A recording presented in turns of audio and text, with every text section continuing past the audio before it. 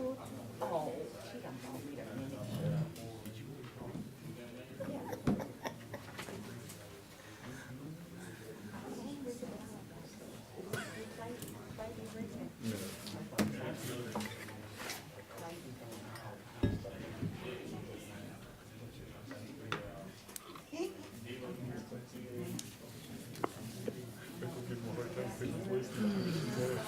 Don't you feel so far away from me?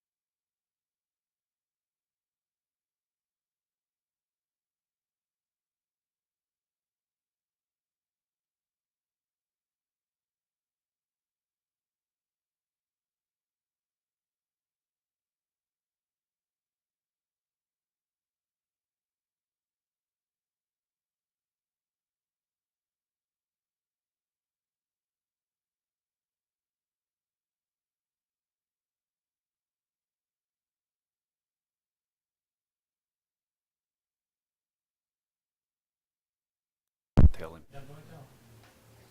He said he's on. Hey Clay, we can hear you. He probably can't hear you.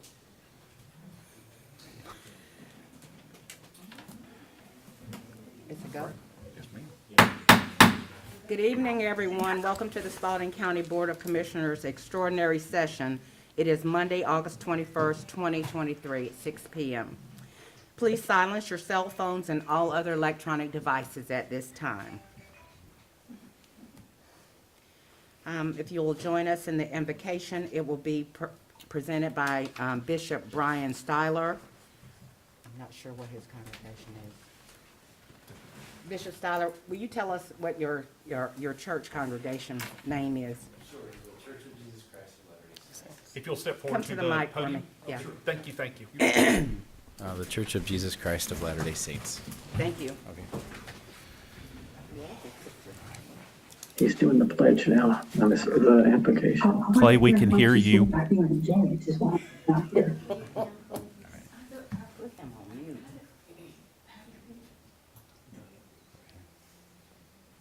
Okay, Pastor, I think we're ready to No problem, no problem. hear the word. Okay.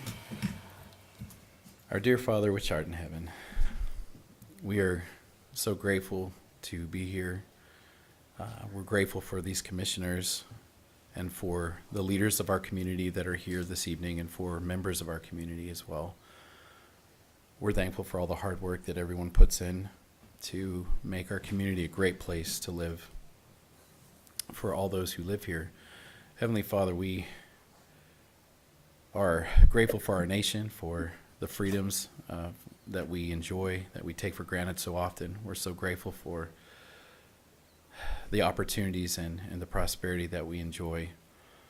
Heavenly Father, we ask that thou would please bless us with thy spirit, that it can be here with us this evening in the meeting, and please bless that those decisions that are made can be made in unity.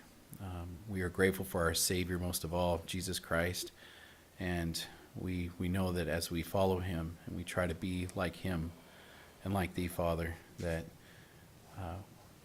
we need to strive the best we can to be united with one another as sons and daughters of God, of Heavenly Father. We're thankful for this chance to meet, and He's still praying. We leave these things with thee in the name of thy Son, Jesus Christ. Amen. Amen. And If you will join us, please, Commissioner Ryan Bolden will lead us in the pledge to the flag. Would you please join me in pledge to our flag? Pledge allegiance to the flag of the United States of America and to the republic for which it stands, one nation, under God, indivisible, with liberty and justice for all. thank you. Okay. I'm muted. Okay. No, you're not. No, you're not. Stop watch what you're Madam doing. Chair, I'd like to make two motions. I'd like to make a motion to amend the agenda to add under new business, item number 5. and Steve, item to Kathy, dis- An item to discuss and consider for vote that Spalding County move forward with appealing our current DOAA ratio and ask tax assessor I'm still muted. Jerry Johnson to present the material to the board for consideration. Is that the only amendment that you have? Yes, item number 2.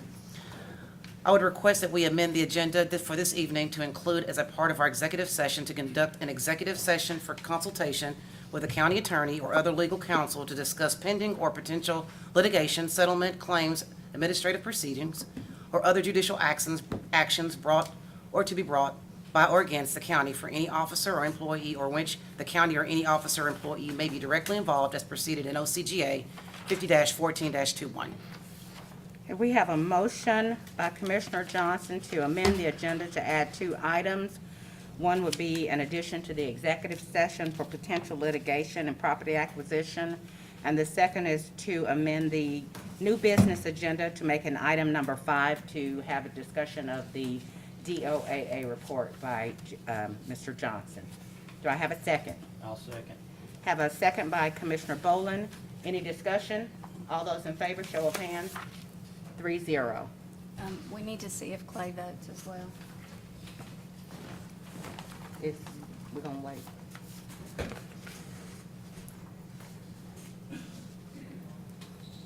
Chairman Davis, were you going to vote? He's muted now. Finally.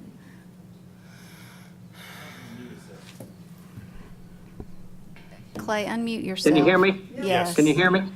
I'm voting yes. Thank you. Okay. At this time, we will have the presentation of financial statements. We would like to, item 1, consider the approval of the financial statements for periods ending July 31st, 2023. Ms. Garrison, please. I'll be happy to answer any questions you might have. Any questions from the board? None from me either, Ms. Garrison. Would you, Commissioner Davis, do you have any questions for the financial report? No questions. Okay. At this time, we'll entertain a motion to accept the financial report as presented. Motion to accept. I have a motion by Commissioner Johnson and a second by Commissioner Bolden to accept financial statements for the period ending July 31st, 2023. Is there any discussion? All those in favor, show of hands. I accept. 4-0. At this time, we will have presentations and proclamations. Item 1, consider a request for a proclamation declaring the month of September as National Senior Center Month in Spalding County. Do we have Kelly to come and speak about that? We do, yes, ma'am. Leisure Services? Ms. Brown?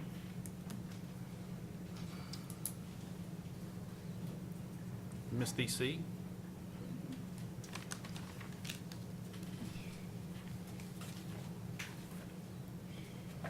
Dr. Ledbetter, do Yes, you want ma'am. to read the I proclamation? would be honored to read that, thank you. Proclamation in recognition of Park and Recreation Month, July 1 through 31, 2023 is what I have, but that's not correct, is it? We are doing the in recognition of National Senior Center Month, say that fast. September 1 through 30, 2023, whereas in 1985, President Ronald Reagan proclaimed the month of September as National Senior Center Month, extending the recognition from its previous 1979 enactment during a week in May, and whereas Spalding County Board of Commissioners recognize that older Americans are significant members of our society, investing their wisdom and experience to help enrich and strengthen our community. And the Spalding County Senior Center has acted as a catalyst for mobilizing the creativity, energy, vitality, and commitment of the community's older residents, and through the wide array of services, programs, and activities, our Senior Center empowers older citizens of Spalding County to contribute to their own health and well-being and the health and well-being of fellow citizens of all ages. And during the pandemic, Spalding County Senior Center has been a community partner in ensuring that our most valuable citizens, people aged 65 and older, many with underlying medical conditions, are cared for and able to stay connected, safe, and healthy. And the Spalding County Senior Center affirms the dignity, self-worth, and independence of older citizens by facilitating their decisions and actions, tapping their experiences, skills, and knowledge, and enabling their continued contributions to the community. Whereas we call upon all citizens to recognize the special contributions of the Spalding County Senior Center participants and the special efforts of the staff and volunteers who work every day to enhance the well-being of the older citizens of our community. Now therefore be it resolved that the Board of Commissioners of Spalding County do hereby proclaim September 2023 as National Senior Center Month. Okay.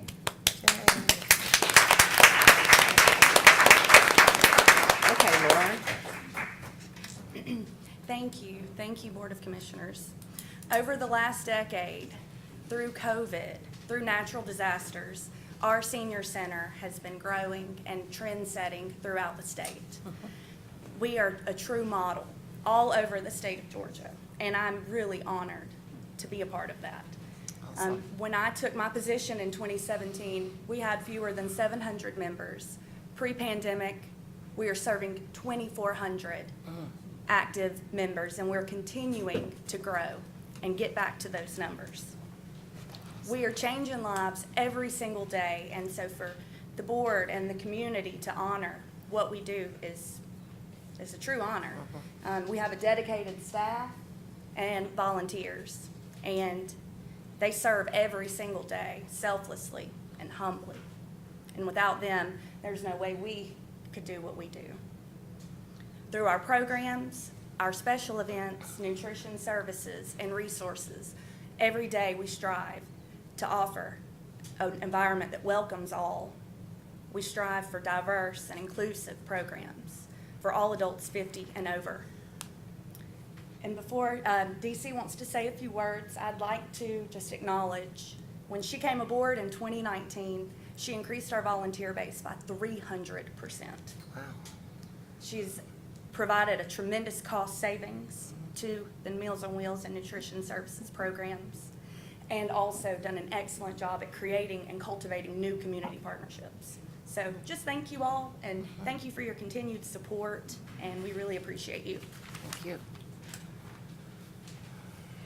Thank you, Lauren. You're going to make me tear up.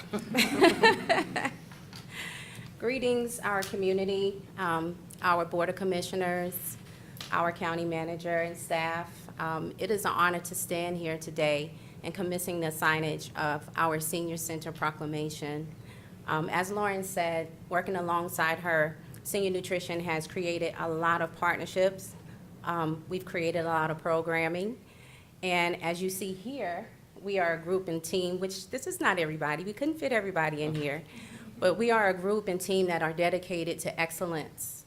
So when I came in 2019, we began having new programming. Some of our programming, one of our programming is our Quality of Life Rideshare program. And Miss Frankie here, I have to point her out, was one of the first seniors who piloted, who believed in the partnership that I had with Three Rivers and piloted with me. It's been 2 years, and she has been employed through Three Rivers, not coming from our budget, but she is on the ground running, taking people to medical appointments. She takes people to the doctor. She takes people to see their family and loved ones. She takes people to the grocery store so they can have access to fresh fruits and vegetables. That's one of the partnerships Senior Nutrition has offered to all seniors, not just Senior Nutrition. One of the other partnerships that I really wanted to touch base on is our medical technology.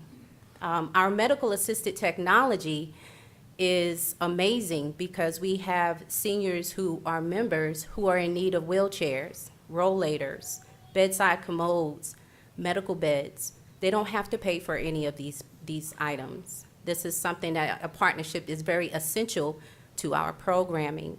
And when we look at our programming and when we're doing programming, we have to understand that the people that we serve used to be our doctors. They used to be our nurses.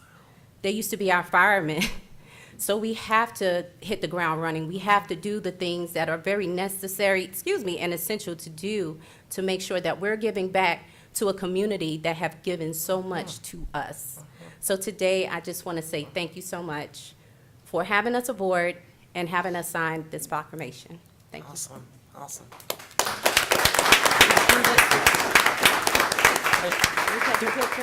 Do we need to approve do we need to approve this first? You need to approve it, right? Yeah, I need to Yes, you approve need- this. Sorry, please forgive me. I make a motion to approve the request for the proclamation declaring the month of September as National Senior Center Month in Spalding County. And I'll second. Have a motion by Commissioner Johnson and a second by Commissioner Boland to approve the proclamation designating September as the National Senior Center Month. Any discussion? All those in favor, show of hands. Commissioner Play, I Davis? approve. All right, thank you. 4-0.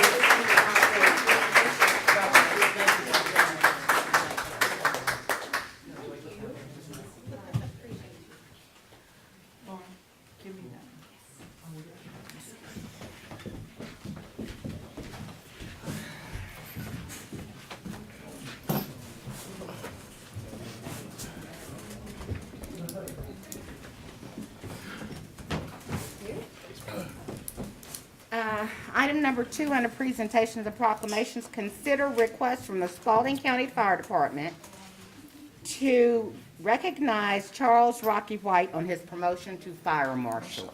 Chief Byrd. And Chief Pope.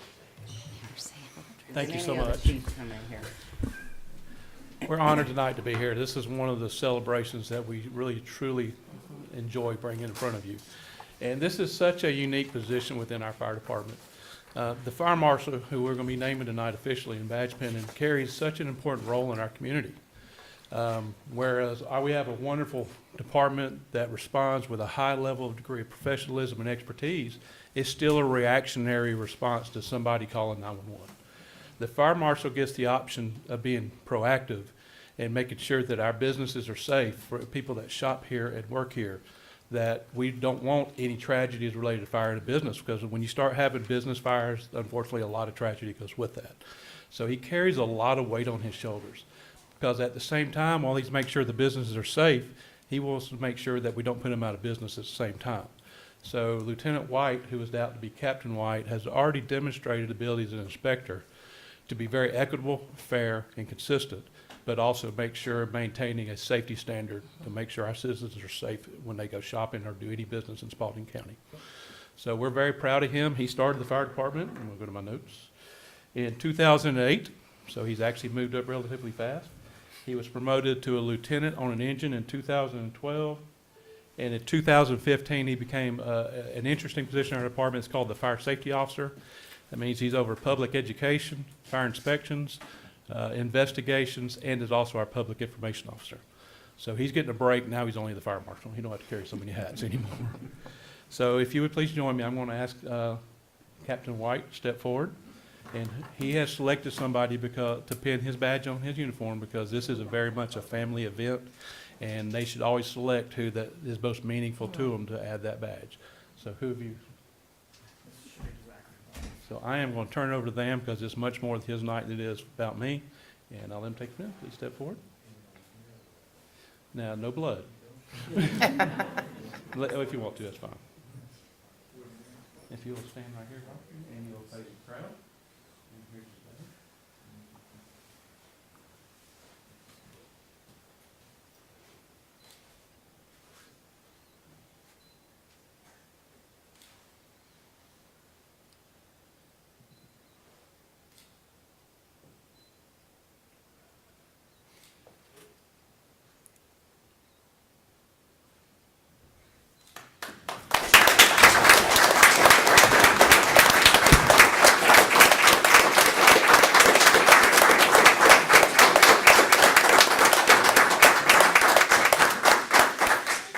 Photo. Yeah, people say a few words. Chief, can we get a photo with everybody? He's gonna say- Absolutely, I would love for Captain White to speak. All right, well, first, I'd like to thank everyone for this amazing opportunity, for this very unique position. And it is my hope that I can continue to be a great steward of the trust of the great citizens of this great community that we live in. Thank you again, guys. Thank you.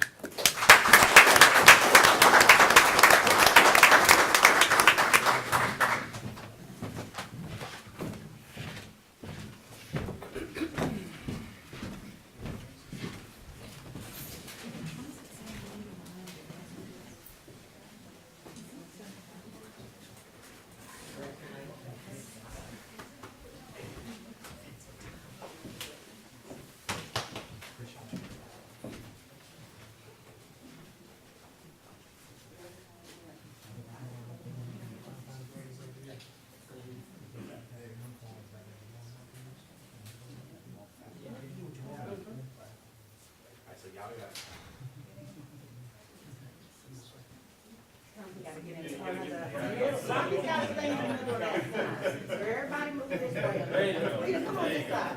Which way? Come on this side. I'm gonna get traffic. Is that gonna be enough? We never get it right.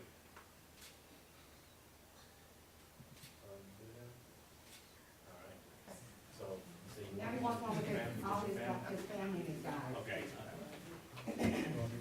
So you want your family first? Your family first? And then we get y'all step aside.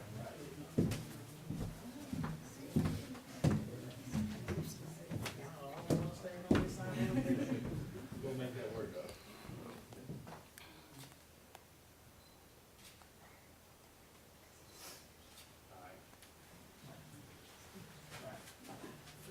Fire guys. Fire guy, come on.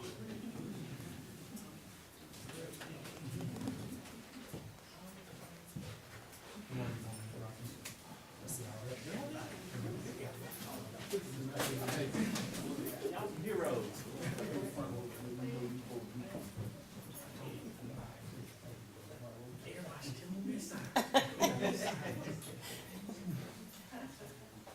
That's better. That's better. I like the way you're standing, right?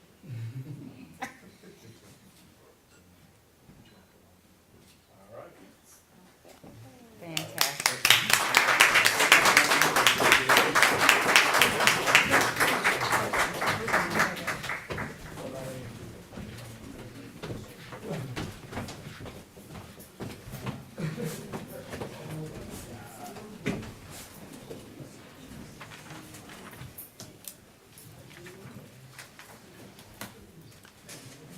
Where'd Kathy go? Where'd Kathy go? Kathy.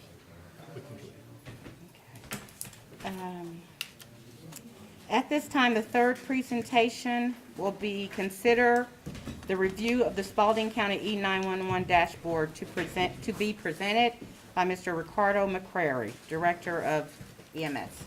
No, E911. Excuse me, E911.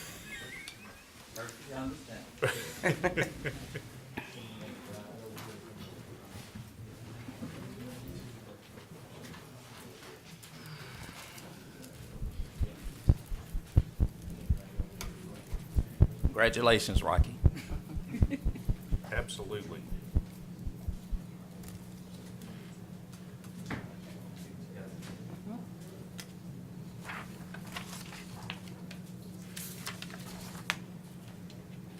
You're moving it forward and backward.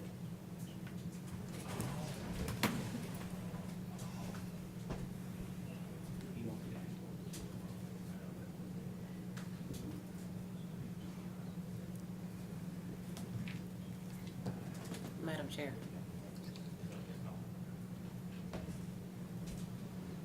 R? Is we any kind? No. I didn't hear you then.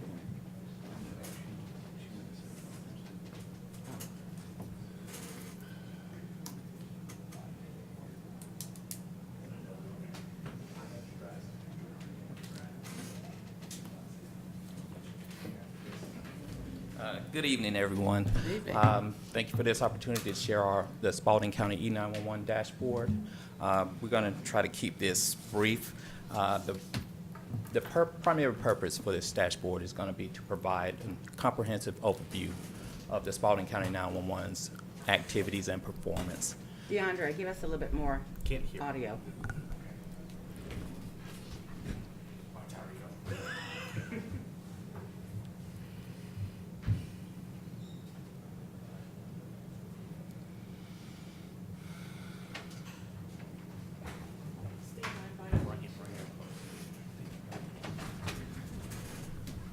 Yes, right. Okay, is that better for everybody? Yeah. Okay, much better. I can even hear myself now.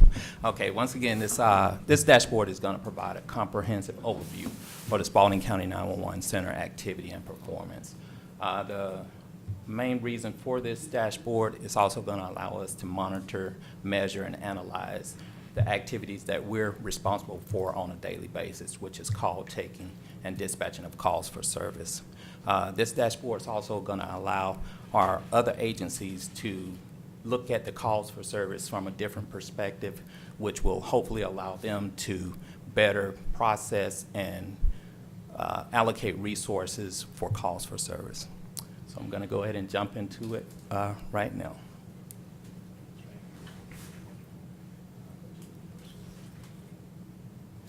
Okay, the first screen that you're going to see is the actual call for service, actual calls that the 911 center has processed to date up till July for 2023.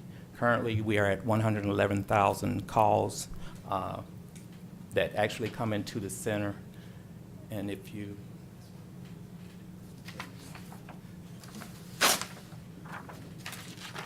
currently we're at 111,000 calls for the center.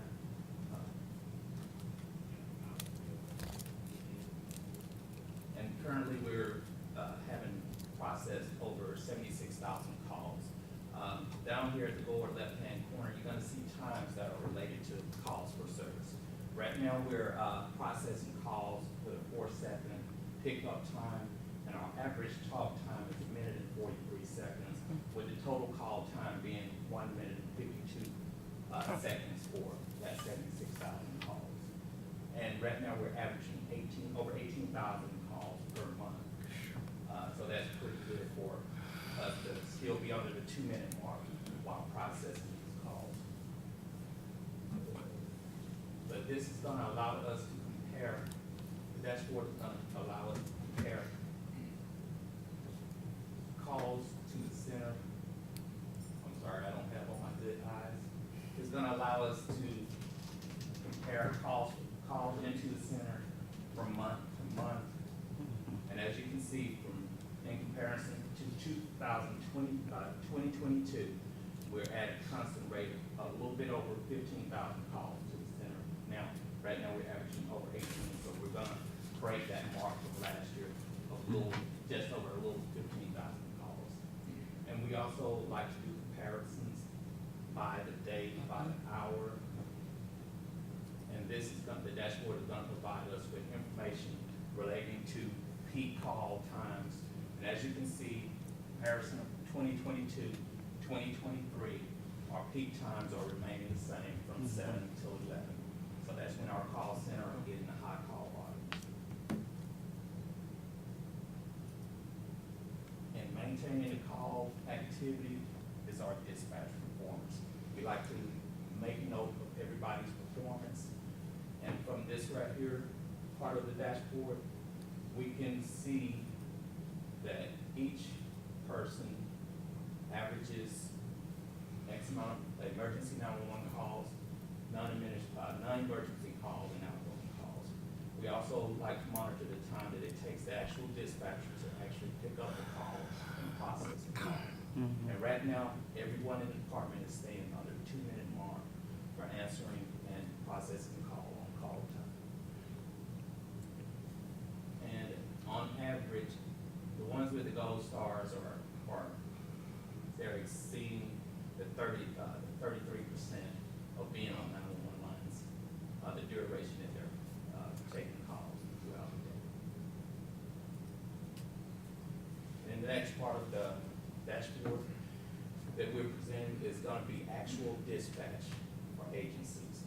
And as you can see, right now we're a little over 60,000 dispatch calls for service for all agencies included.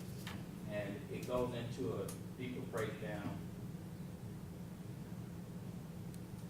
If we wanted to select an agency, let's just take Griffin PD, for example, and we can look at their 22,000, a little bit over 22,000 calls per service. And it breaks it down by month. So on average, we're seeing what they're doing every month. And if you go down to the bottom of the box, you're gonna see what they're averaging on the day of the year. So on Thursdays and Wednesdays, you're gonna see what kind of call volume they're going throughout the year. So we can click in and do a little deeper analysis of what we're seeing. And I'm sorry. And we can drill down and see call details and response for various types of calls. And over here to your left, you're gonna see what type of calls they're responding to. On top, you're gonna see average route time, which is the time that it takes a dispatcher to pick up the phone and route it to the next dispatcher who has to actually get it out over the radio.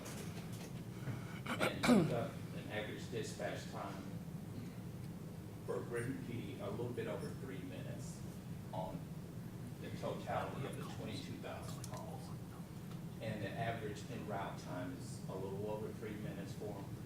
Arrival time, 6 minutes.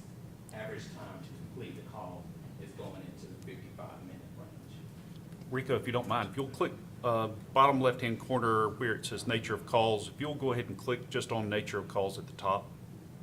You may want to help him out, DeAndre. Yeah, right there. Right there. Nope, not that one, the one right beside it, where it says number of calls.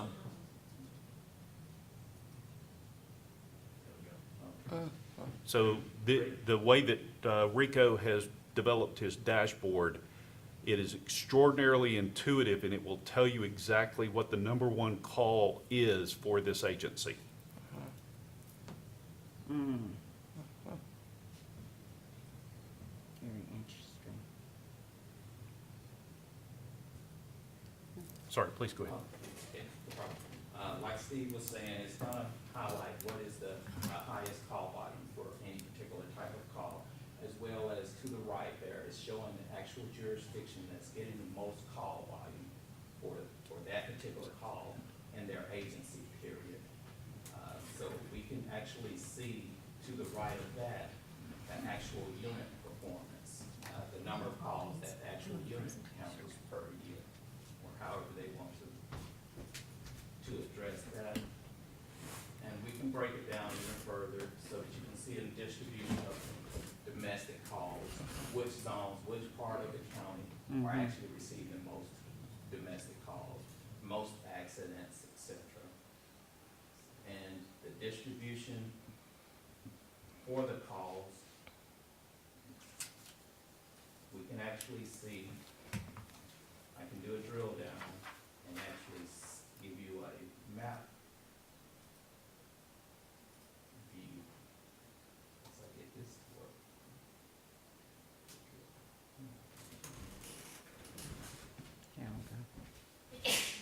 God bless you.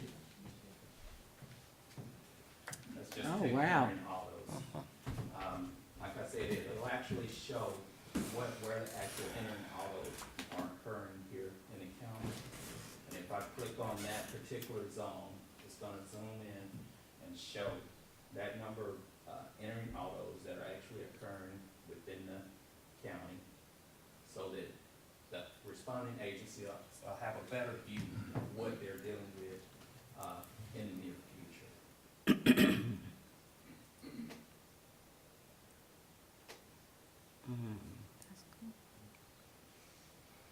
And this will reflect any calls that we actually dispatch for any agency.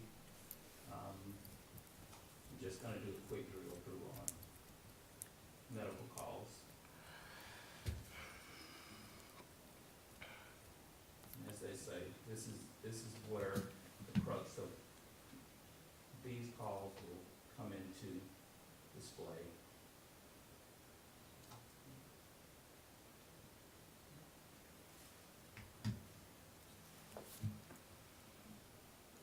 And once again, it's just gonna show the distribution of calls for service throughout the county and give Wow. you an actual visual and actually other agencies, an actual visual of where they might need to allocate resources, whether it be distribution of resources or manpower. So, Can I ask a question? yes, ma'am. The one screen that you actually had where it had like the days, you said from 7 to 11 is your highest volume of calls. Yes. And I think the page actually had like maybe Monday through Friday or Saturday. And it looked like it was kind of evened out. I would have to believe that maybe the weekend would be a little higher, but it doesn't look like it on the map. Like it's pretty even throughout the week. I just find that really bizarre. The daily activity? Right. No, actually, it has evened out. We just had this discussion here previously. The weekends aren't as busy as people think they are. Okay. Weekdays are actually, outpacing weekends right now. Because we're having more accidents, more ambulance calls on the weekend. So it's kind of peaked out at the call volume for the week. That's interesting. And, once again, it's always gonna be contingent upon what time of the year. Because we're subject to have a peak, going into the latter part of the year on ambulance calls. And so that's gonna kick into the trajectory that appears on these graphs. Do you feel as if these numbers are trending downward as opposed to like during the pandemic years? I know that's the 2020. I know you don't have that report, but do you? No, actually, no. No? No, the numbers, as far as medical calls are still extremely high. And Okay. they're getting slammed weekly. Still. Okay. So currently, the medical staff, EMS is getting slammed tremendously. And a lot of time, they're short of personnel, so therefore, it's always gonna be contingent upon the resources they have allocated to respond to. And so unfortunately, right now, you can dive into looking at agency performance, I'm sorry. And you would actually see, when you do a drill down into what kind of calls they're responding to, and the territory that they're actually, the numbers are actually up on all of their medical calls. They're actually up on all of their medical calls compared to last year. So they get an overview of what they have. They get a monthly report on the overview of what they have and how many calls holding they actually have during the course of the week. Does this also figure in the 988 calls or no? Or does it not? No, It does not? It does Okay. not. Okay. Rico, so are we at Spalding County Are we the only one that has access to this, or can anybody go on Spalding County and pull up EMS and pull this dashboard up? No, it all depends on who we allow to give access to Okay. this information. And we can actually streamline it so that it only shows what we want it to show. I don't know if people that are here know why we're doing this, but, I just wanted to make a comment that I had, called 911. I was on Cleveland Avenue, and on one end of Cleveland Avenue is East Point, Fulton County, and the other part is just Fulton County, Atlanta, I guess. And it was almost 5 minutes before somebody actually answered the phone, put me on hold, and 5 minutes later, they came back and said, "You're actually in East Point City, so we have to send your call to them." And that was, I was watching a guy being beaten on the street. I was at a stoplight. And I wasn't getting beaten, but it was the longest amount of time. And after about 15 minutes, I finally got to a 911 person. So having these kind of turnaround times, how much the turnaround time is from the time the call gets to you to when it gets to the actual officers, and then the time from them to, that's huge. Because when you're in a crisis, 2 minutes seem like 20 minutes.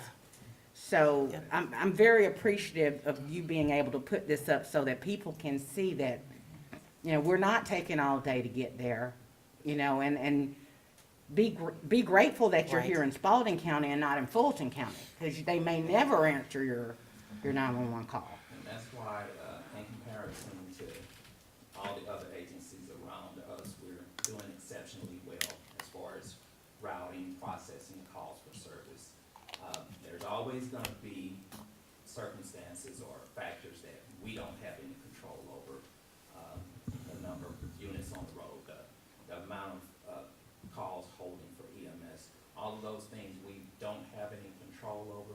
But the dashboard will present that on average, we're doing exceptionally well for any 911 center in Georgia. And I want to say kudos to Rico as well for pulling the data set together. This is a software package that's a part of Microsoft, and Rico spent a considerable amount of time just making sure that the system worked quite well, and we're being extremely transparent with our community on how we're performing. But I want to call your attention to something very specific, and I want to give all of our first responders kudos for this, and I want to give Rico a kudo for pulling the data set together. This includes January 12th. This data set includes the 5 tornadoes that came through our community and all of the work that went in through started with our dispatchers to make sure that our community was well taken care of. So all of that data is a part of what you're seeing in front of you. And we're still seeing a less than 2-minute response time for his dispatchers. So an amazing job by an amazing team, and I just want to say thank you to all of our first responders, and thank you to Rico and all of our team out at 911. Absolutely. Thank you, Rico. Great job. Yes, thank you.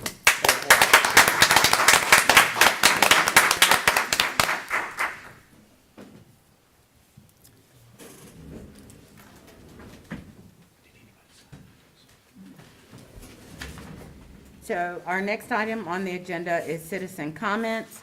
Madam Chairperson, no one has signed up to speak this evening.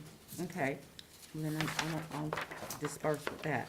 We'll go on to item 7, the minutes. Item 1, consider approval of the minutes from the Spalding County Board of Commissioners' regular meeting and executive session on August 7, 2023. Motion to approve.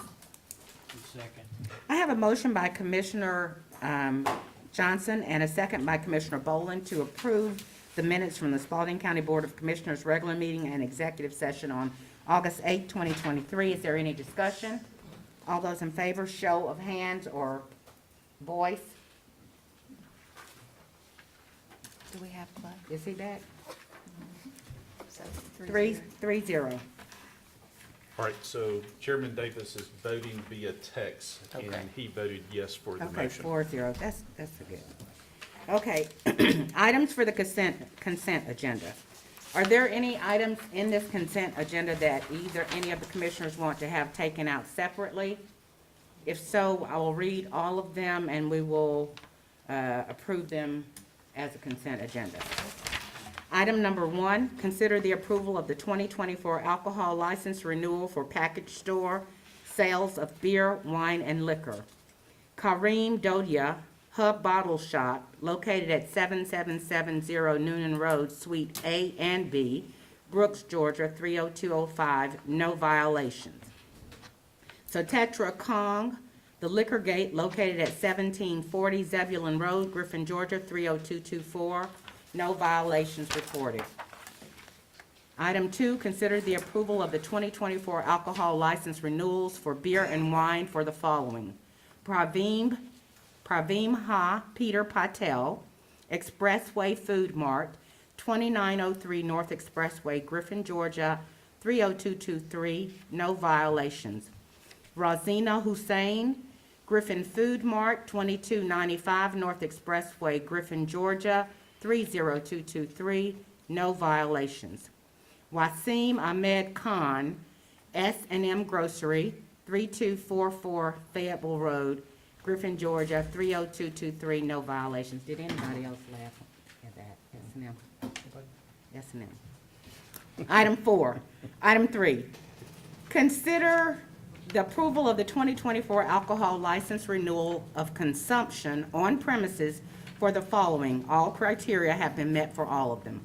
George F. Crosby, Loyal Order of Moose, Griffin Lodge, number 1503, Inc., 1435 Zebulon Road, Griffin, Georgia, 30224, no violations. Item 4, consider approval on second reading the list of roadways for Spalding County on-system and off-system roads to be used to enable law enforcement to run radar to enforce the speed limits on Spalding County roadways.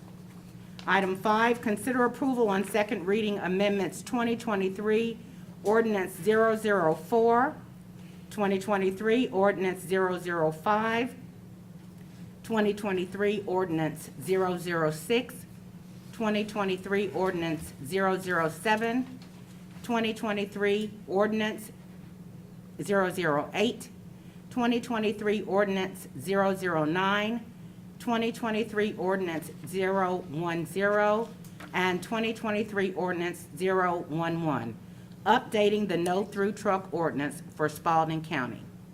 Item 6, consider appointment to the Spalding County Collaborative Board to fill the unexpired term of Irma Lewis, the representatives from the Spalding County Sheriff's Office. Ms. Lewis' term is set to expire on 12/31/23. And item 7, consider request from the Three Rivers Regional Commission to renew the transportation service agreement for FY '24. Mr. Chairman, I have a question. Is Ms. Lewis going to be reappointed? Is this a reappointment for Ms. Lewis? She's actually retiring. That should not be in the consent okay. agenda. That's So correct. if- It should not. So we will be removing item 6 from the consent agenda. Yes, that's correct. So we have the items. I'll entertain a motion to approve. Motion to approve. Have a motion by Commissioner Boland to approve items 1, 2, 3, 4, 5, and 7 of the consent agenda. Do I have a second? Second. Second by Commissioner Johnson. Any discussion? All those in favor, show of hands or text.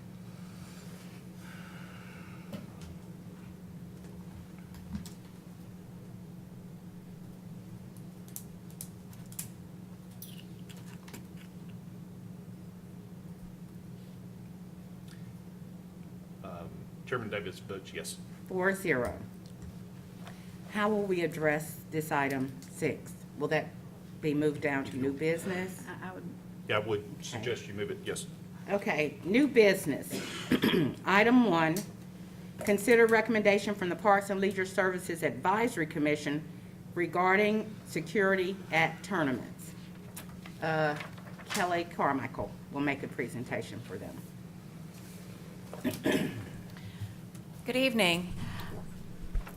At our most recent Parks and Leisure Advisory Commission meeting, a commission member requested the item be put on the agenda to discuss security at tournaments.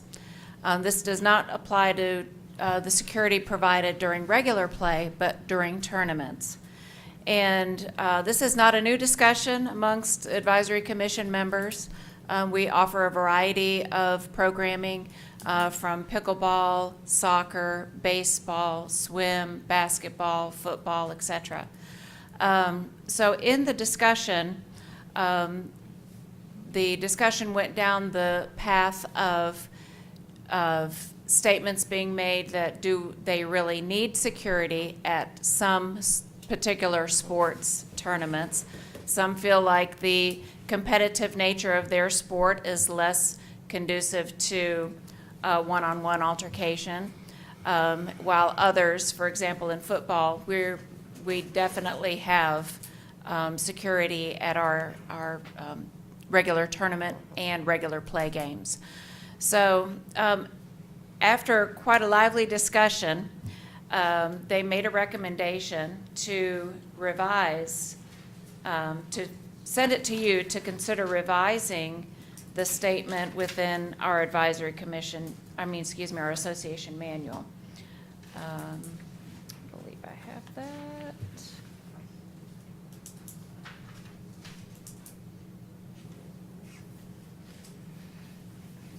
Hold on one second.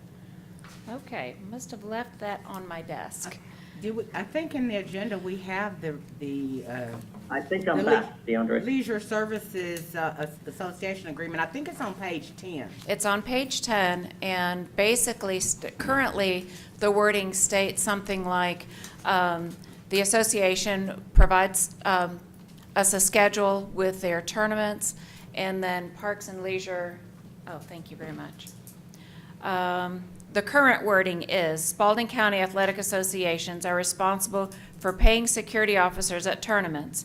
Spalding County Parks and Leisure Services will contact security coordinator to schedule an officer, and the athletic association must be prepared to pay the officer on site. The recommendation that is coming before you this evening is to amend item 3 of the tournament rules to state Spalding County Athletic Associations are responsible for providing security at their tournaments. There must be at least one designated security individual. Spalding County Athletic Associations will be financially responsible for its security. So some of the wording was created a little more vaguely as far as what security connotates. I have had a conversation with legal and with some others, and there is a recommendation to connotate or qualify the definition of who a security person may be. What will their duties be?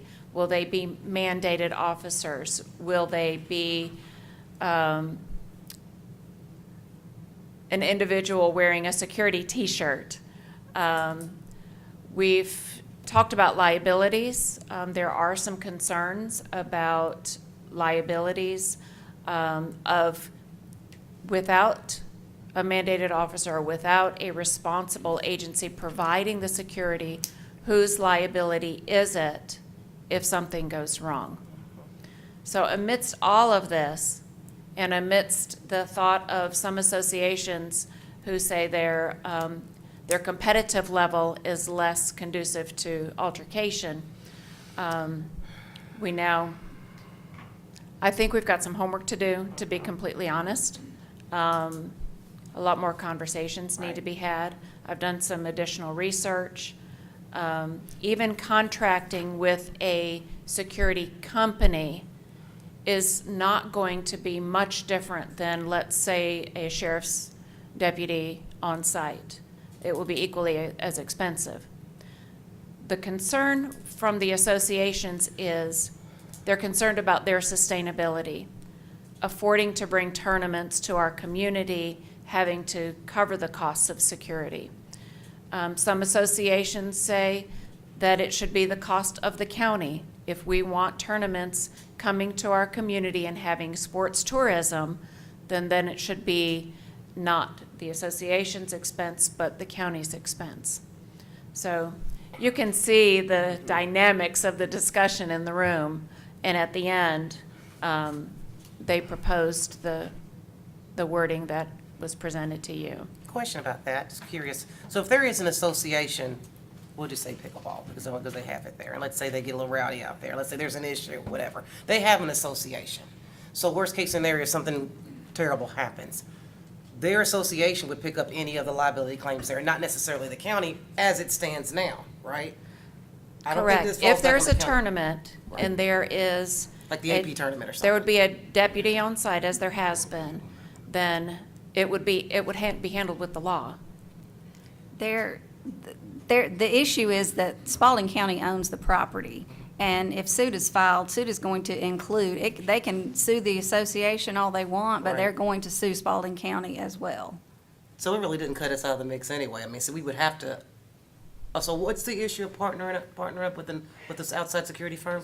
What's the issue? So, Cost? I did not attend the meeting, but what I do know is that there are some sports where we know that that parents just don't act right. And we've had, I'd like to say it's just football, but, you more know, than I that. don't know if you Yeah. remember, we had a soccer fracas out there where half I of the do. team on a Saturday morning got suspended. So I think it really needs to be looked at as an for the individual associations, because, I mean, you know, seniors can try to throw down, but they generally don't. They generally don't. You know, you kind of go back and look at the record. Has there ever been an incident, a police type incident at a pickleball contest or at a blah, blah, blah? What's So, more competitive anyway, so. the thing that concerns me is that there's no definition of what security is, and I think that Leisure Services needs to go back in and, you know, decide if you need a certificate for being a security officer, or if you're required to do some kind of gun, weapon, something. I think there needs to be some criteria set for security. I don't necessarily think that in every case it needs to be an arresting officer for tournaments, but I think that they need to do more than what they've said already. I mean, they could put me in a security T-shirt, and you know I ain't gonna stop nobody. I ain't even gonna try to stop anybody. So, Yeah, it needs to be somebody, I think, that has the Knowing from- authority to do that. Knowing to from arrest. experience, I've worked them. The worst one I ever worked was T-ball, and that should tell Sure. you something. You got pickleball over. If pickleball serving alcohol, by all means, there better be a mandated officer there. I'll never go for what they're proposing here. Like I said, T-ball was awful. I got punched by a preacher man one time out there working it. A preacher now. That's how serious these parents and stuff get. If you go with just a security guard, that ain't no different than having Joe Blow sitting out there with a cell phone. That's all they can do, is call 911 and have the police come out there. These officers are taking time after working a week-long shift to come out and sit and protect the people. And by all means, I honestly think they deserve to be paid just like any other part-time. And I think the going rate now is like $40 an hour. And it's no different. And especially pickleball, the one everybody's saying they don't need them. If there's alcohol being served, by all means, there needs to be a mandated officer there, because it ain't happened yet, but it will happen. It's getting a very competitive sport, so Yeah. whenever it gets to that So- level, it will. so the stuff that we're saying here now is stuff that we don't have a policy about. Right. So That's that's the correct. first problem. We can't start saying that there should be this and that and the other if there's alcohol, if we don't have a policy for it. That's the first thing. The second thing is we need a definition of what security is. Because if you, at Spalding Hospital, when I worked in the ER, we had security, and their job was to make sure that if somebody came in, they could get them on the floor, make them not hurt somebody else, and they held them until the police came. There was not a police officer in the ER. And those people are biting, scratching, spitting, and everything else. So, and I don't know what it would be, but I'm just saying, it's different, but we need to talk about that. But I think it needs to go back to you guys so that it can be drilled down to what we're saying a security person is gonna be. Is it somebody with a certificate? Is it somebody who's had passed the physical dexterity? Is it somebody? I don't even know what it is, but I just think we need to have a better description of it. And then, Yes. as a board, we need to figure out, because we decided at some point that we would not charge the tournament fee because we wanted to make sure that we're getting heads in the beds, people coming in and shopping. That's fine. But just like everything else, security is going up and it's eating up the rec services budget. So we didn't deal with that in our budget this year. I think we brought it up, but we didn't deal with it. Yeah. So I got a question about the trend. I remember, probably you and I remember this, several years ago, you may even remember this too, Stephanie, well, we would actually get emails, you know, when things were actually going south at some of the games, and, you know, I think we would be put on notice.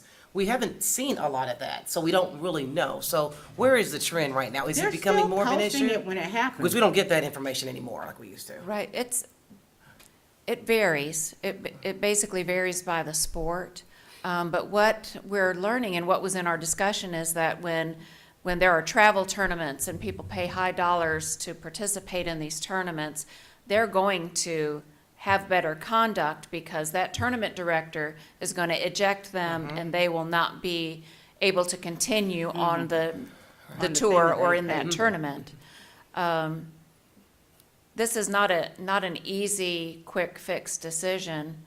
I know I have concerns for Spalding County's liability. I have concerns for the association's liability if they were to become vulnerable to, you know, a security in a T-shirt and what they might encounter.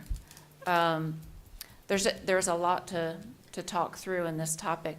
TJ McDaniel, Advisory Commission member, he has a long experience, many years' experience as an association president and now serves as a volunteer on the Advisory Commission. He'd like to say a few words. And before TJ talks, I just want to say this. I don't know, I know that the Pickleball Association does, but if someone is having a tournament, that's what Griffin Spalding Business and Tourism Association is for. If you are required to have security in order to do this economic stimulus thing, you can ask for money from GSBTA because that is an event. That's not your regular season.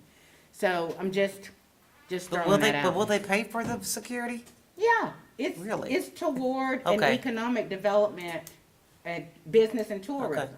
So not picking it out, but I'm Yeah. just saying if that is what you put in your budget, that for this year, we're needing $20,000 because we got 4 tournaments, you submit that. And I think they have a limit on $10,000, but according to what kind of tournament you're having, it could be more. But just know that that's what they're there for, is for you to be, the associations to be able to come to them as a nonprofit and say, hey, we have an event coming up, we need some help with security.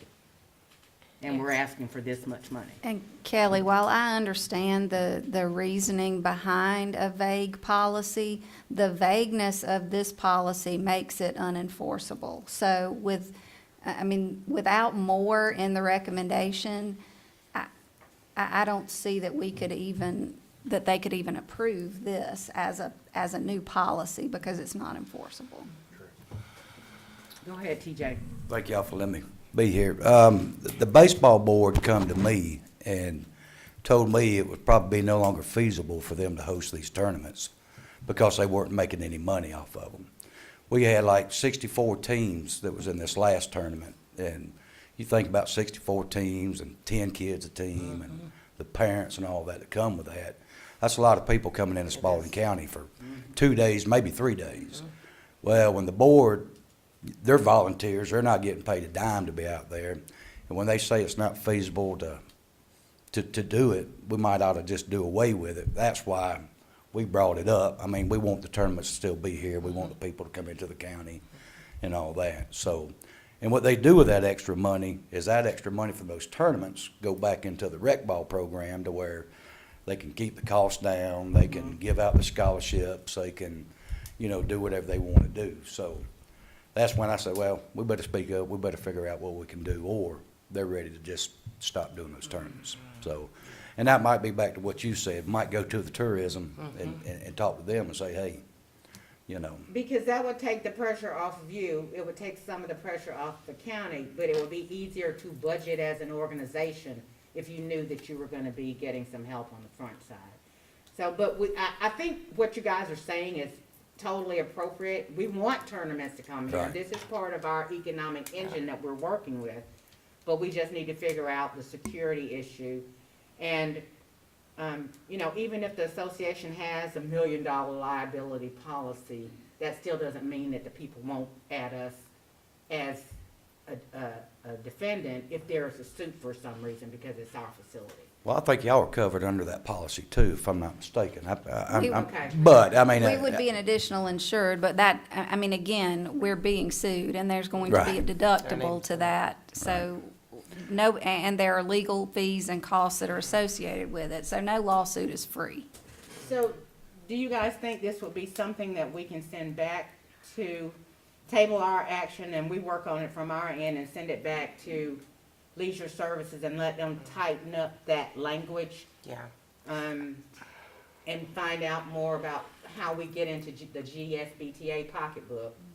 And then we can figure something out from there. I know that's not gonna help pickleball for their APP in September, but Right, and one more thing that, you know, I'm curious, and I don't know if we can, you know, we've looked into it, you know, Henry County, we looked at some of the surrounding counties, when Henry County does huge tournaments over there, and there's no security there, so I don't know how they get around it or whatever, if it's something to do in the county or whatever, so. let's You look know. at what they're doing. I mean, I think that's important. And I didn't know if like the baseball board designated a security officer or something like that, or do they have to be certified to some, you know, to help cover the county or whatever it is, you know, I don't know, so. So, I mean, I think it's important not to just have Mayor Rita being the security person, because we don't know anything. Not a good idea. So, you know, Don't put me in a security or t-shirt. toothpick guy, you know, you can't even get in between somebody. So, yeah, just some criteria. Maybe y'all can come back to us with a tightened up document, and then that'll give us some room to work and talk about it in the interim, about what are the extenuating circumstances. 'Cause I know at the senior center, if you serve alcohol, you have to have a. Yes, that's in our policies. Right, so. No alcohol at the Well, yeah, baseball. that's what I'm saying. I think it's each individual. Maybe after the games are over, maybe, yeah. So, at this time, if y'all would like to table this until Leisure Services come back to us, I'll entertain a motion to table. Thank you for that. Make a motion to table. I'll second. Have a motion by Commissioner Johnson and a second by Commissioner Boland to table this Leisure Services item until they have an opportunity to bring it back to the Board of Commissioners. Any discussion? All those in favor, show of hands and text. This is Clay, I approve. Okay, 4-0. Thank you, Kelly. Yeah, thank you. Next item is consider renewal of an intergovernmental agreement with the City of Griffin for the Spalding County Elections and Voter Registration Office to conduct municipal elections for the City of Griffin. And we have Madam Chair, this is not actually a renewal. It's a new agreement. It does have the same termination date as the existing IGA. The previous IGA, or the current IGA, had some precinct cost in it that were supposed to be reviewed every 5 years, and that had gotten missed over time. And so when the election supervisor was updating those precinct costs and also trying to give a more realistic idea about what the actual cost of the election would be, there were other things in the IGA, some that she noticed that were missing, some that I noticed that were incorrect. Basically, the code sections, whether they were right to begin with or not, I'm not sure, but they're not current now. So I corrected all of those. We did actually clarify at the request of the election supervisor what our election superintendent is to do, because the city actually has its own municipal superintendent.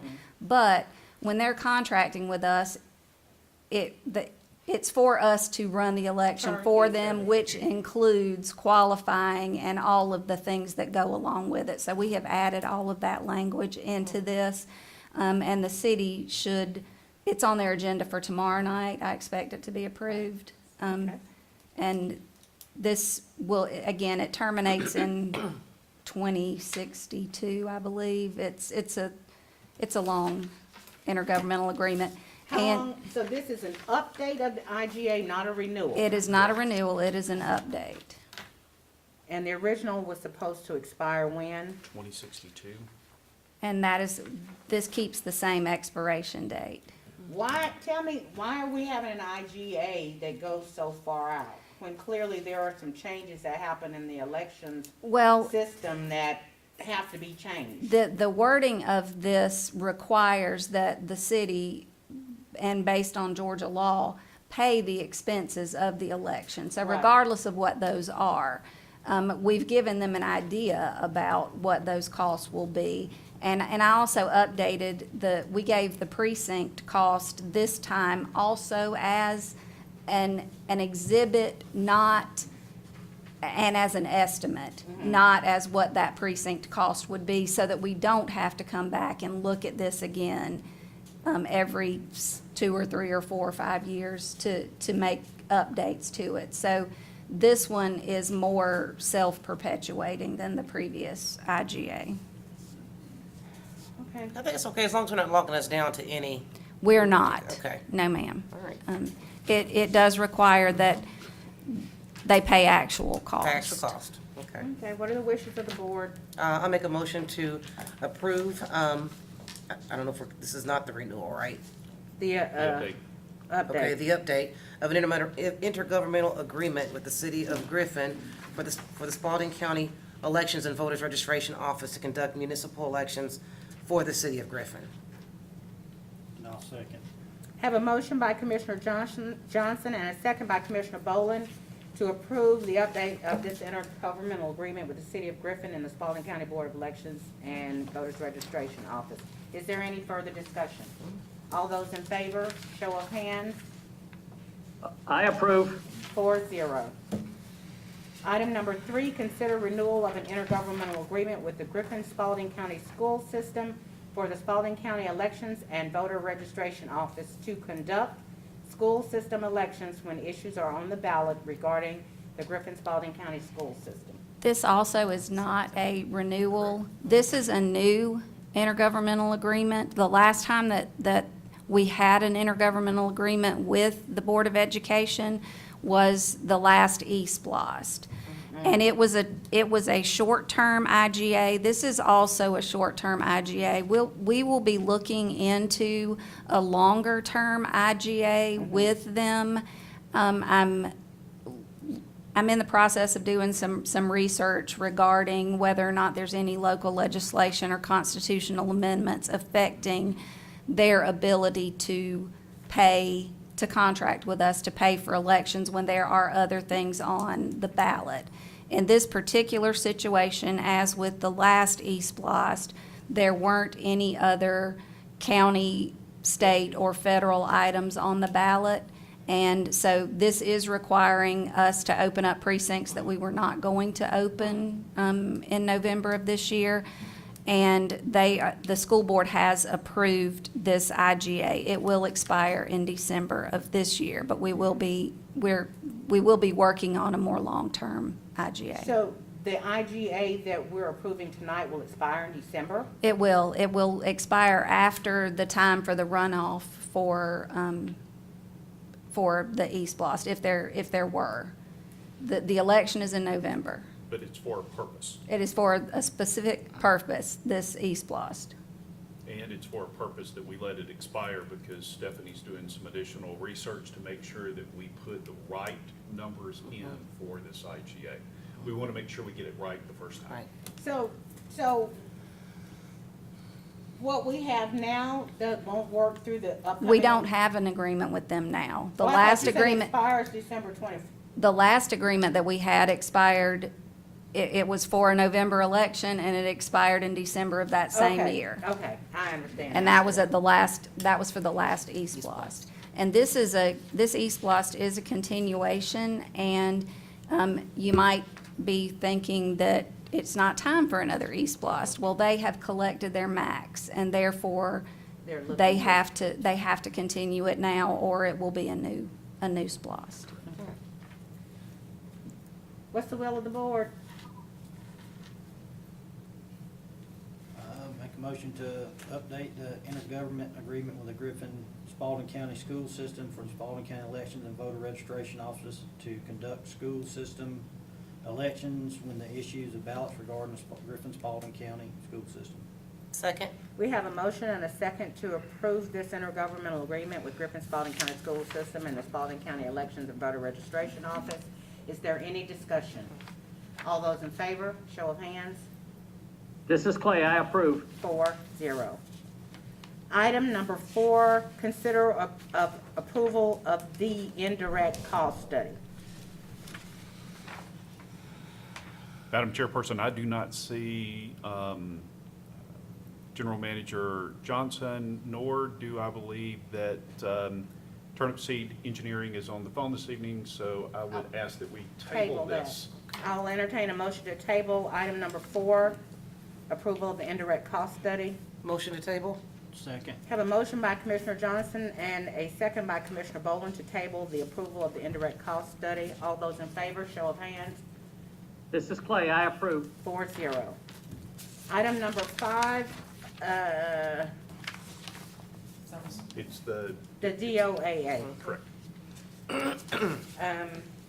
At this time, we'll have discussion and consideration of the Spalding County moving forward with appealing our current DOAA ratio. Tax Assessor Jerry Johnson is to speak and present for us on this. Thank you, ma'am. As every year, each year around August, we receive a ratio study from the Department of Audits, which is a division under the Department of Revenue who we work under. Each year, it's a type of a measurement that we get of how we're doing in measuring where our appraisals are compared to where properties are selling at. We are mandated by law that we will maintain a current ratio of 36% to 44%. And what that means in real dollars is that we're supposed to keep our appraisals between 90% to 110% of what sales prices are in the communities in Spalding County.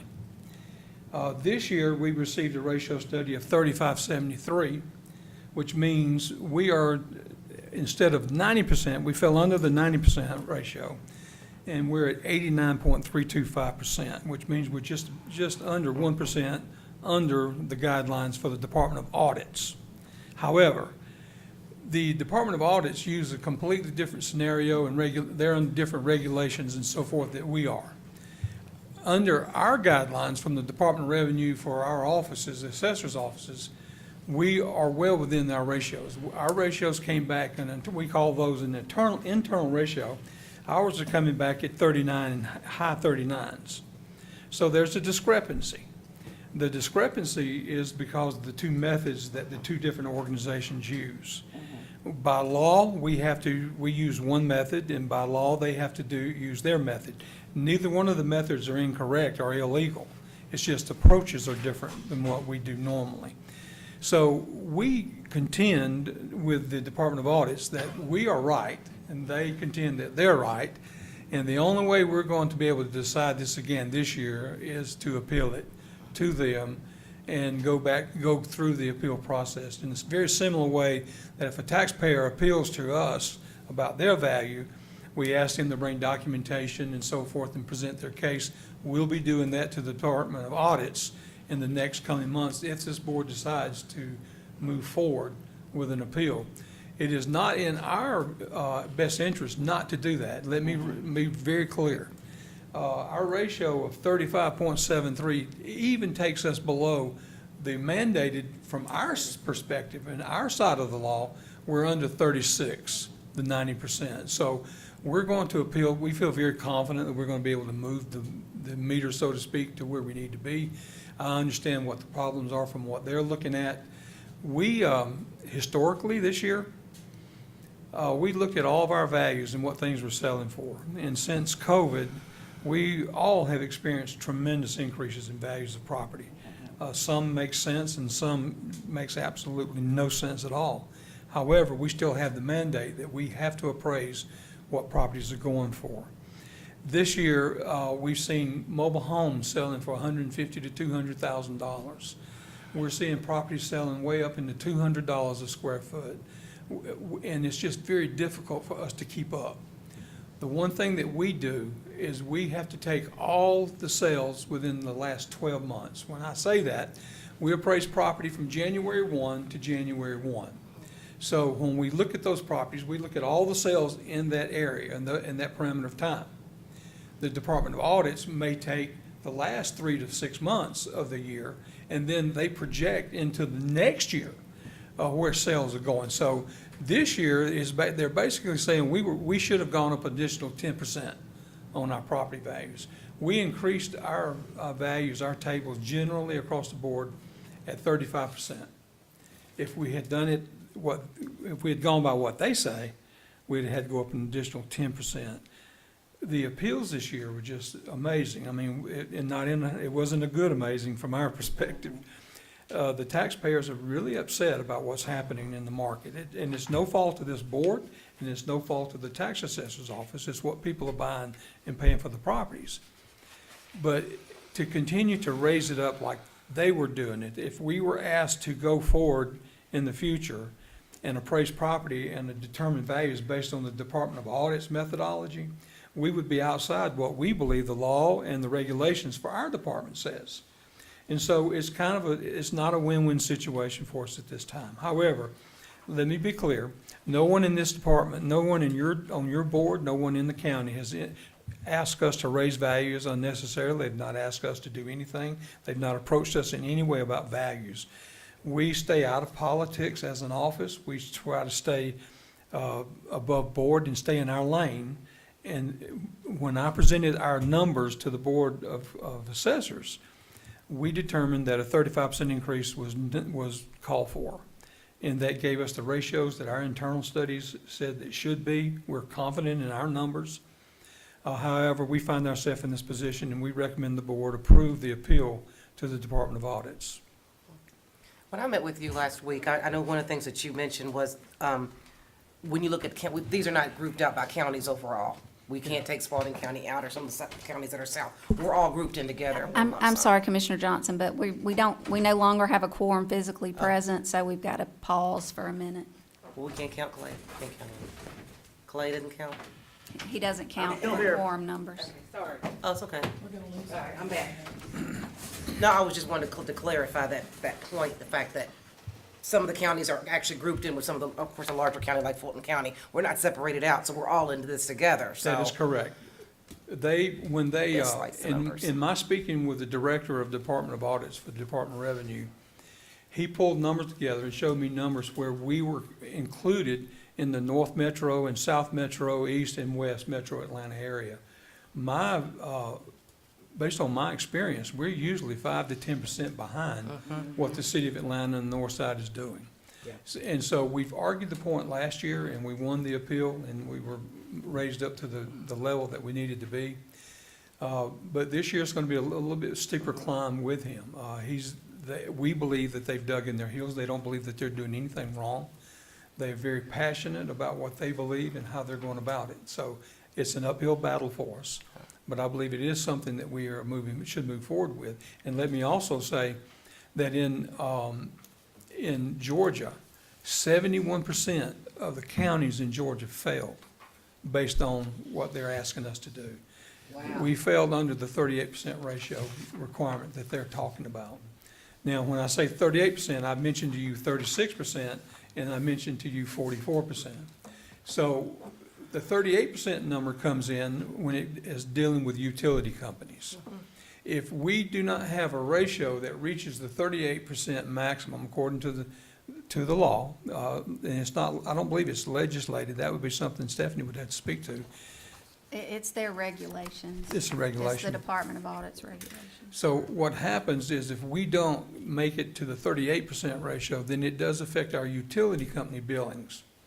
And that means where we bill everyone else at 40% of their value, we assess their properties at 40%. With the utility companies, they will get the ratio that we have of the 35 and 0.73%. So Instead of 38. instead of 38, yes, ma'am. So that means, I did some quick calculations, that's about $80,000 of county M&O money, that revenue that we're looking at. There's not anything we can do. We continue to stay within our parameters. Otherwise, to be honest with you, we would have to cheat. We would have to raise values up outside of our regulations, outside of what we believe the law says, and we would have to chase sales to get to the level that they're asking us to get to. It was never an issue until 2020, when we had COVID. Everyone expected values to go down, but since then, we're looking at almost a 60 to 70% increase in values across the board. And it's unprecedented in increase in values. It doesn't seem to be realistic. We're trying to stay caught up with it, but in order to catch it, then we're not going to be able to stay within our parameters. And the law requires that you, as the governing body, approve the appeal. If you don't approve the appeal, then the chief appraiser's office cannot go forward with it. And he did represent Spalding County very well. We were in the same situation last year. Okay.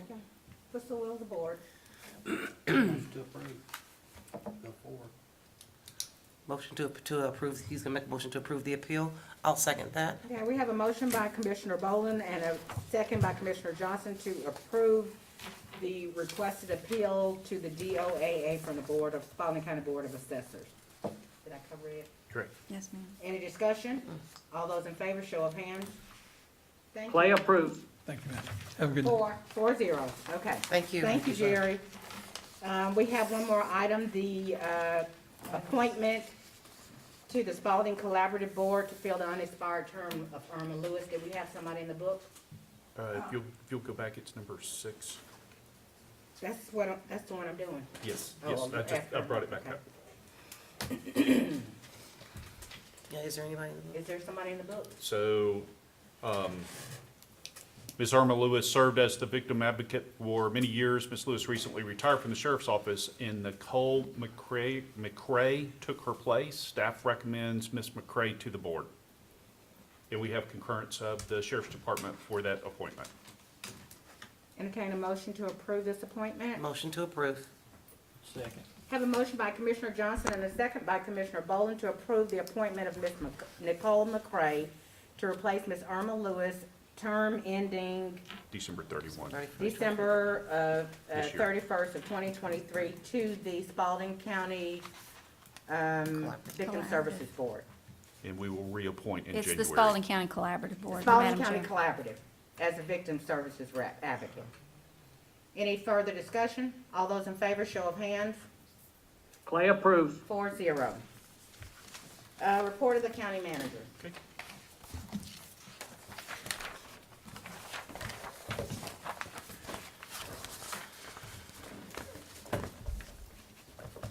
Thank you, Commissioner. I just want to say thank you again to Rico this evening for the 911 dashboard. I thought it came across very well. The material was well presented, and the information is just absolutely phenomenal how he's pulled this together. So kudos to Rico. Also, the bulky day collection was a huge success. We collected 4 skids of electronics and e-waste, so electronic waste material. One of the things that I do want to highlight is that TJ and Randy King and that group pulled together some just wonderful material for the electronic equipment. So they put it in a separate pile, specifically to bring funds back into the county, because those items are purchased for the precious metals that's inside of them. So we won't, we should not get a large bill for that at all. Matter of fact, we should make a little bit of money. Additionally, about 300 residents participated. We collected approximately 27 tons or 54,000 pounds of bulky items, and we transferred 15. Okay, can we call for a break? A recess? Yep. Yes. All right, so we will recess for just a moment. Okay. Okay, we're losing Plank again. If we have to ask somebody. I think he He's has 3 minutes. Poor thing. I have less than a minute. Okay, sorry, we will pause for a moment and we'll bring you right back. Thank you.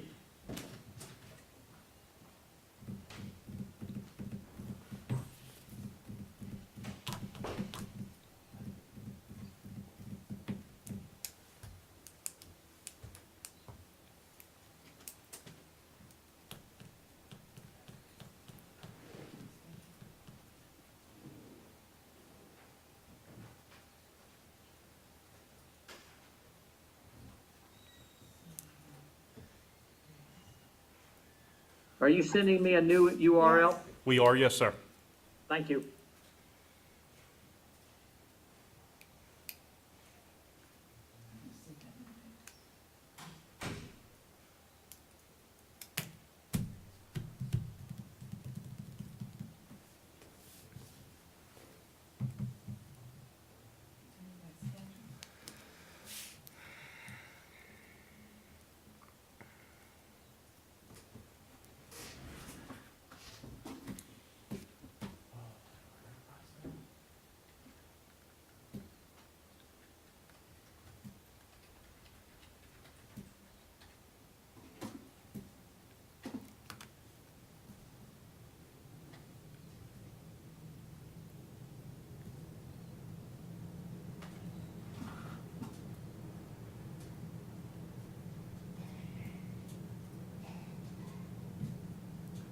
She's like an asthmatic.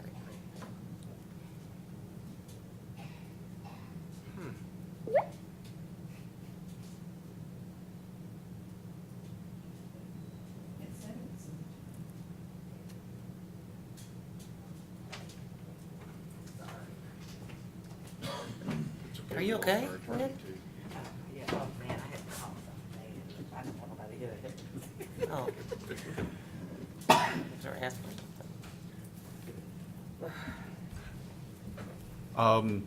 So if you get to the next slide, please. Okay.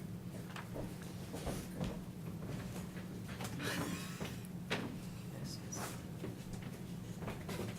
that with the aquatic center? Nope. Oh, good.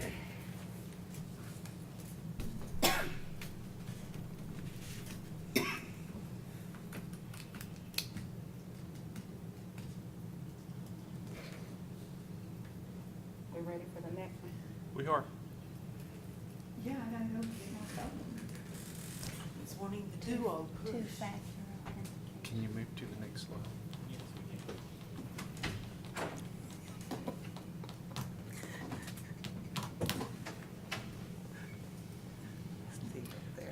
So the Aquatic Center is moving along quite well.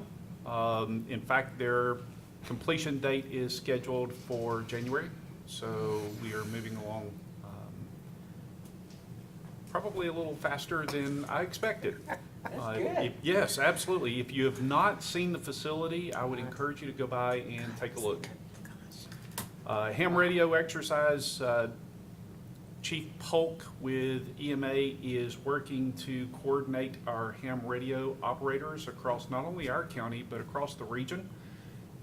So more to come there. We will provide an update later on. Municode update. May I ask you a question? Sure. What is the civil air patrol the same thing as ham radio? No, ma'am. Civil Air Patrol is, they do search and rescue from the air. Okay. The ham radio operators actually use the radios to communicate across very large swaths of the earth with very special equipment. Used to, they would do Morse code. Now they can talk in plain talk. Oh, okay, so we're gonna have some of that? We will. In fact, that was a part of the learning that we took away from the tornadoes and the EOC, was that we needed to expand our radio coverage, and we now have a ham operator station inside of our EOC. Cool. That Okay. is. Municode update, we are expecting the draft to be completed and delivered next week. That was what we were told. It was going to be the end of August. End of August. Next week is the end of August. We have followed back up with MuniCode to challenge them about that, and we were instructed again that we would have the draft next week, so I'm looking forward to that. So when we get MuniCode, do we have the hopes that the stuff that Commissioner Dutton is always not complaining about, but talking about the Yes, ma'am, it is. requirements for better construction materials, that kind of Raise the thing? bar. We're gonna be uniform with a code for that?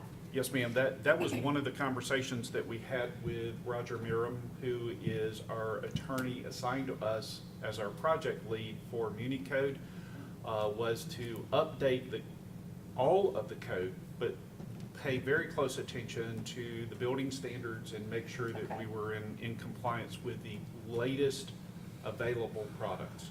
Dr. Ledbetter, Mr. Galloway, and I met with him extensively. Okay, For a little, right at 3 hours. okay, good. The next step is we are preparing for our annual audit that should be commencing here within just the next few days. So looking forward to the return of our auditors, Spalding and Jenkins, for taking care of us there. And just as a reminder, our cooling centers remain open, so this is a tough week. Looks like it's going to be one of the hottest weeks of the summer, so if we have those in our community who are in need of a cooling center or someplace to just cool off for a bit, please come and participate in our cooling center.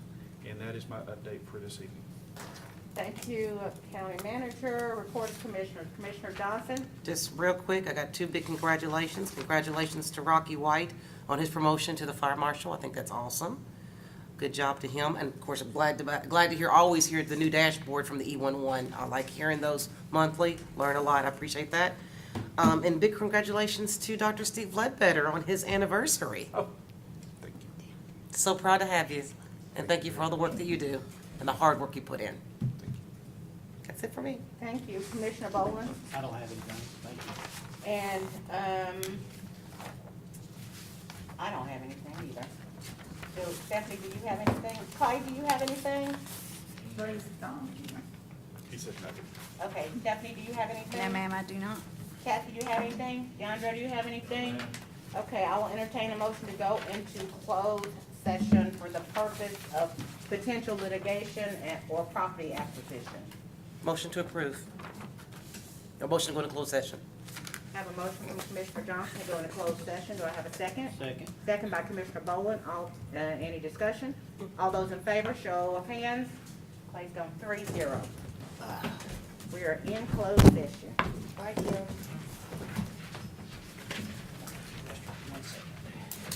Good, let me ask you something. So we need to open the one that Sunny actually has here. This morning. I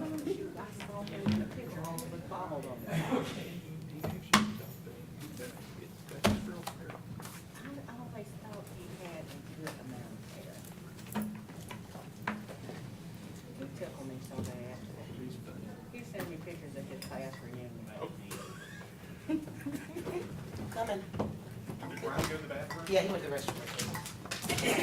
Girl, you didn't want to hear that cough out loud. Well, I just make sure you wouldn't drink the Benadryl or something. I didn't know what's going I'm on with that. taking Mucinex, but you know, when it get ready to come up, you have it been all over and everything to come. Oh, that's all take it. As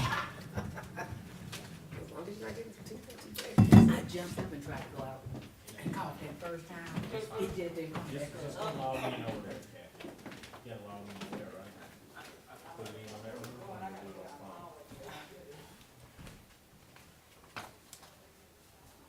I am so glad I'm